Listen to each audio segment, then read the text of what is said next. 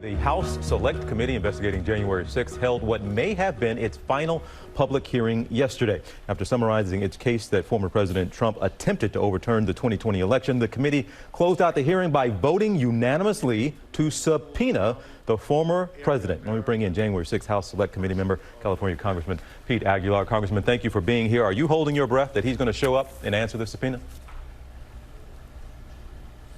Good afternoon. Thanks for having me, TJ.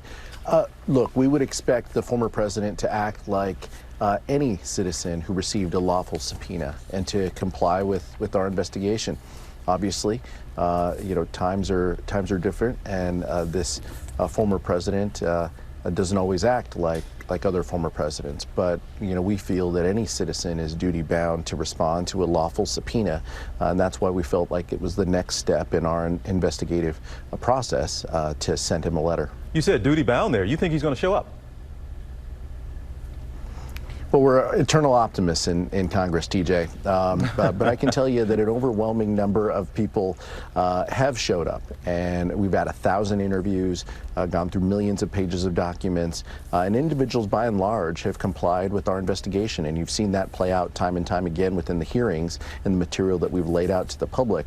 I also know that this former president oftentimes likes to be on TV and command attention. And I think that we could offer something in that sense.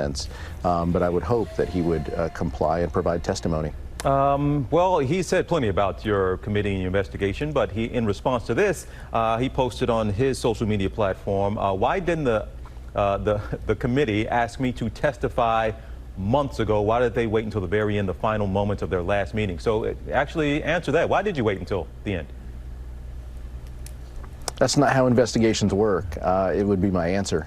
We started with a very wide look at what was going on and the former president's comments and what was happening in and around the White House leading up to the election. But more importantly, the period of November and December after the president had been told he lost. What was he doing? What was he doing to support this, and how he continues to support the big lie that the election was not accurate and fair, pretending as if he didn't lose 60 lawsuits around the country, many of them Trump-appointed judges who ruled against him. But how all of that led up to January 5th and January 6th and the rallies, and how he pointed at the Capitol and told the mob to go to the Capitol, and how he was intent on going with them. But we needed all that information before we asked him relevant questions. So we feel that he needs to come and testify under oath about what we've learned. So many answers that you did get and learn throughout your investigation, but I mean, you get him up with his hand in the air and he takes the oath. What do you want to ask him? Well, I think there's going to be a lot of questions, but one of the topics that we talked about yesterday, which is, why was he so quiet? While congressional leaders were working with the vice president to have support and to get law enforcement help to the United States Capitol, why was the president so silent? Why was he intent on watching TV and sitting in his dining room while law enforcement officers and police officers were battling rioters on the west steps and the east steps? So I think those are some of the main questions we have. But obviously, the period between the election and him knowing that he lost the election and January 6th is all relevant to our work. But that's one of the questions that anyone would have after watching the hearing yesterday. And Congressman, last thing here, I know you don't want to get into hypotheticals, but let's get into what real options are. You can hold him in contempt of Congress, can you not? There are options that the committee has, without a doubt. I'd also say that there are individuals who didn't come before our committee and are facing similar consequences. Steve Bannon is being sentenced in a few weeks as a result of not cooperating with a lawful subpoena. So this is something that the courts widely understand is a reasonable means to compel testimony.